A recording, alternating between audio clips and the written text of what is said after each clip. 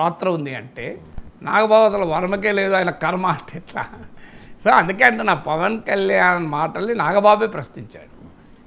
ఇది ఎక్కడ కూడా ఇప్పుడు అసలు పవన్ కళ్యాణ్ పిఠాపురం సభ నాగబాబు చెడగొట్టాడని అనే విమర్శలు కూడా వస్తున్నాయి. సో అసలు అక్కడ వర్మ ప్రస్తావన ఎందుకు, కర్మ ప్రస్తావన ఎందుకు? అది పిఠాపురం సభ పిఠాపురం కొరకు కాదు కదా పెట్టింది, అది పెట్టింది ఆంధ్రప్రదేశ్ అంతటా జనసేన వైఖరి పంపించడానికి.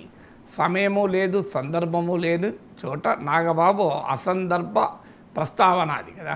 సో అది జనసేనకు నష్టాన్ని తెస్తుంది, పవన్ కళ్యాణ్ గౌరవాన్ని తగ్గిస్తుంది తప్ప ఎక్కడా పవన్ కళ్యాణ్ ఇమేజ్ను పెంచడానికి ఉపయోగపడదు అది. అందువల్ల ఈ సోషల్ మీడియా యుగంలో నాయకులు తప్పించుకోలేరు, వాళ్ళు అన్న మాటలు వాళ్ళనే వెక్కిరిస్తుంటాయి, ధిక్కరిస్తుంటాయి.